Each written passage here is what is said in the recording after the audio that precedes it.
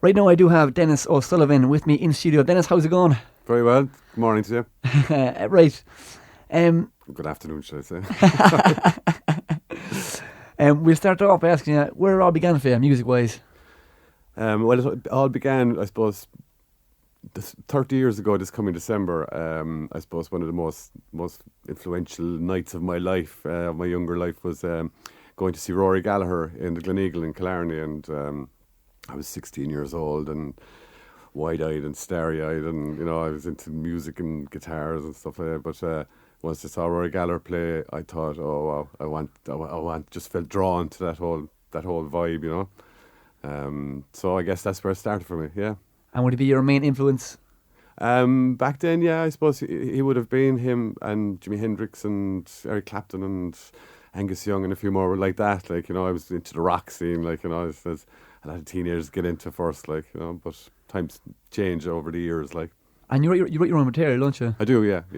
How many songs have you written over the years, roughly? Oh, I wouldn't really class myself as a songwriter, to be honest with you. I mean, I've written, I suppose, maybe 20 or 30 songs over the years, but I've been involved in the writing of the music of hundreds of songs. I love writing music. I love writing guitar pieces and even like keyboard pieces and things like that. With computers, and I like mixing stuff, and but I wouldn't be a sound engineer either. Like Yeah.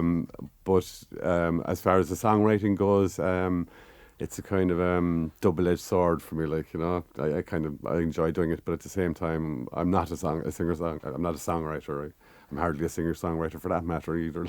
How would you go about writing, not a song, but say the music you write? Have you got a particular way in doing that, or do you just don't really? I kind of like songs generally just kind of pop out of my guitar, if you know what I mean. I'd be messing around with stuff, and like I'm not educated in music. I don't know how to read and write music. I've tried many times, but I just don't have the capacity to hold it all in. Like I think it's the association between sound and the visual. Like so I do everything by ear.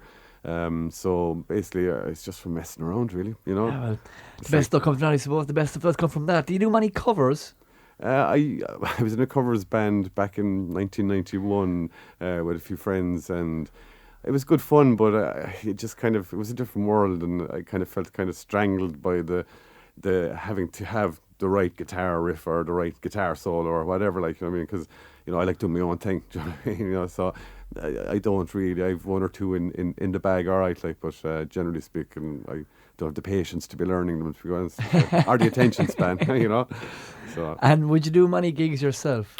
Well, I do open mics more than gigs. I guess at the moment now I'm contemplating putting a band together. I kind of put out to a few friends and stuff like that. But I'm kind of in between a few different things at the moment, so I'm not really sure. But as far as gigs are concerned, I'd like to do it as a band rather than as a solo singer-songwriter, because I'm not really a solo singer-songwriter, even though I do it, at open mics and stuff like that. It's kind of more for the experience of singing for future recording, and also for a band setting as well. Like. And if you were to put a band together, and what would be your main genre of music? Oh, well, I like fusion of eclectic, kind of an eclectic mix of, anything and everything. I like rock. I like dance music. I like like Afro-Celt sound system type of vibe. I like a bit of reggae. I like a bit of so it would be everything a mix up of stuff. Yeah, which is always good. If you got a good variety too for people to listen to. Yeah. Well, this is it. Like, I get very bored of the same kind of music myself at this stage of my life. Anyway, like, I mean, I suppose my patience listening to the same stuff over and over again is kind of waning. I like to mix it up. Now, you mentioned that you do a lot of live nights. You've actually gone and put one together, haven't you, yourself? I did.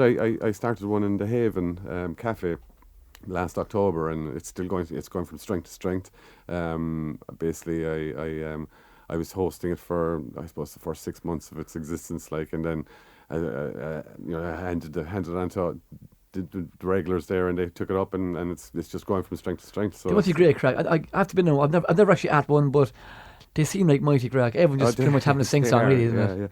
Yeah. It's a brilliant place for people to meet, and for people who wouldn't otherwise feel confident enough or feel, in a position to be able to get up on stage and do whatever it is they want to do, like, so open mics are brilliant, like, because you don't know what's going to happen next, like, and so it's great, like, it's brilliant. What does the future hold for you? In the next 5 years?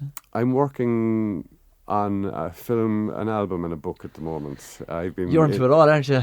Well, this is something I've been working on for the last 3 or 4 years. Well, I suppose the last 25 years, really, I suppose, because last year I celebrated 25 years since the first time I played a gig with a band, like, so.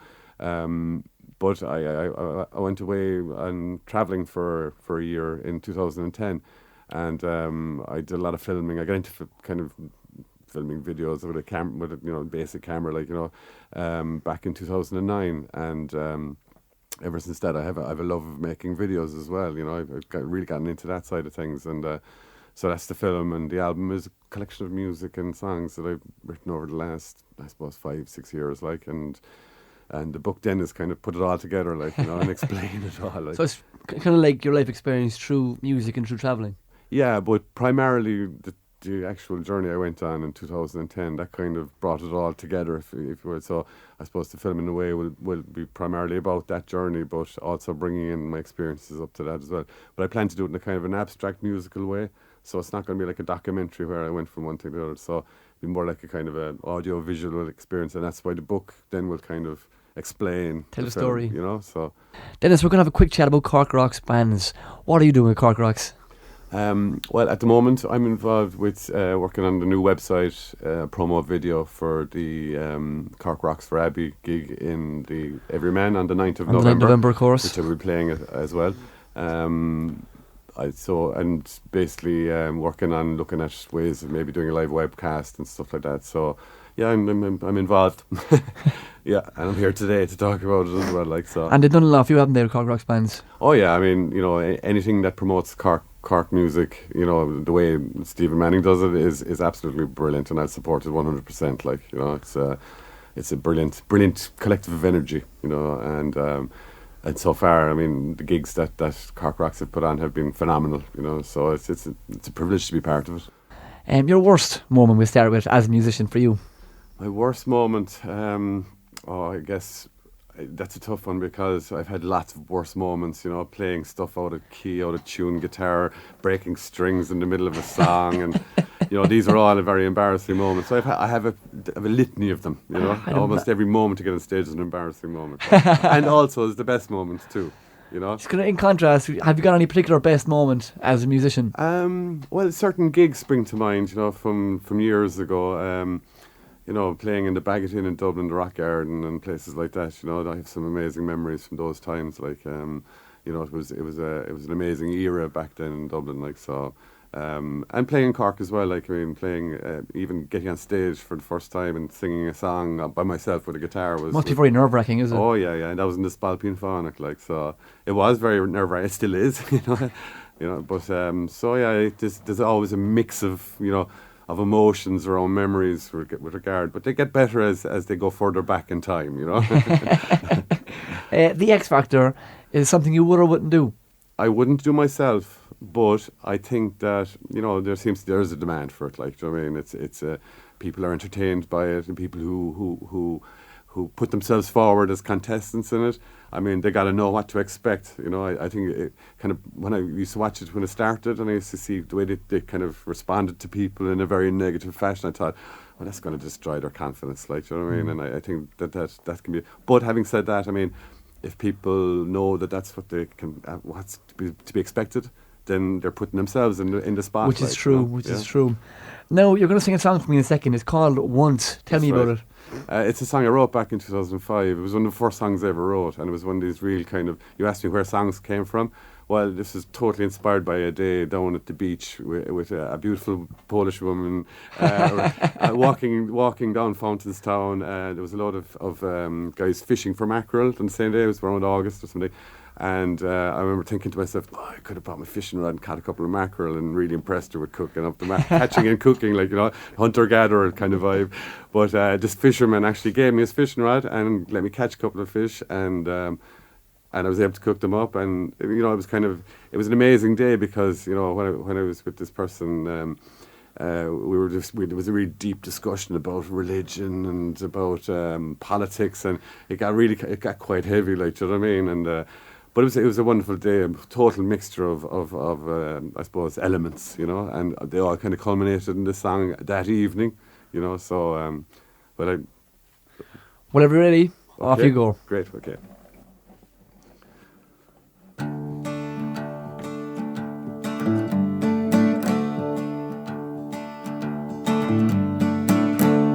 Once was a fisherman who lived by the sea, gave of his love, and he gave some to me.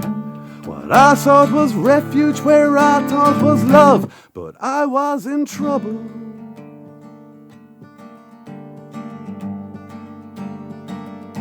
With the good Lord above.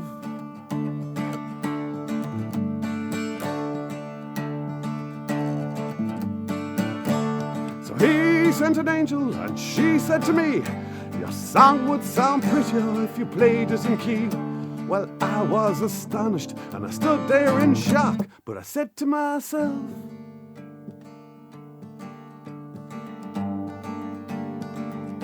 she's talking my talk.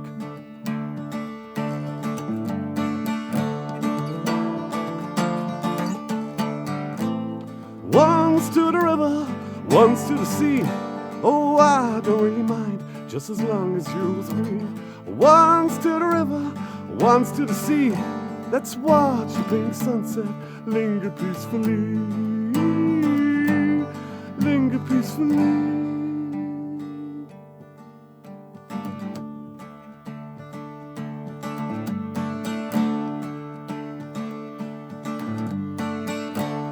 Shoals of green tigers, they're chasing the waves.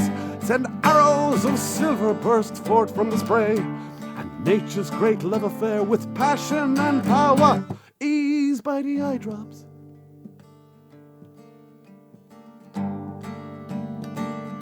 In the petals of a flower.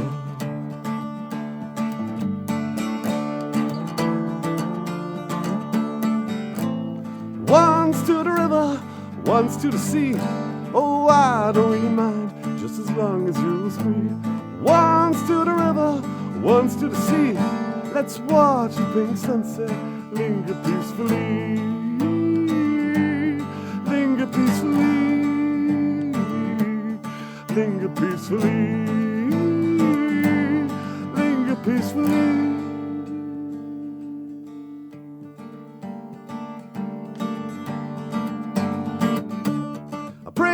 You never lose that sparkle in your eyes.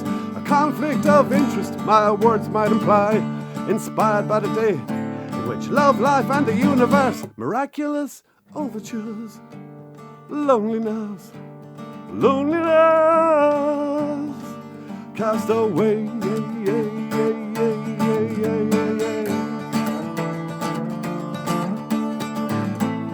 Once to the river, once to the sea. Oh, I don't really mind, just as long as you're with me. Once to the river, once to the sea. Let's watch the pink sunset linger peacefully. Once to the river, once to the city.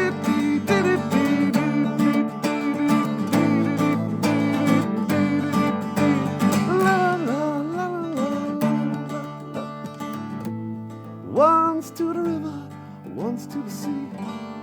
Oh, I don't really mind, just as long as you're with me.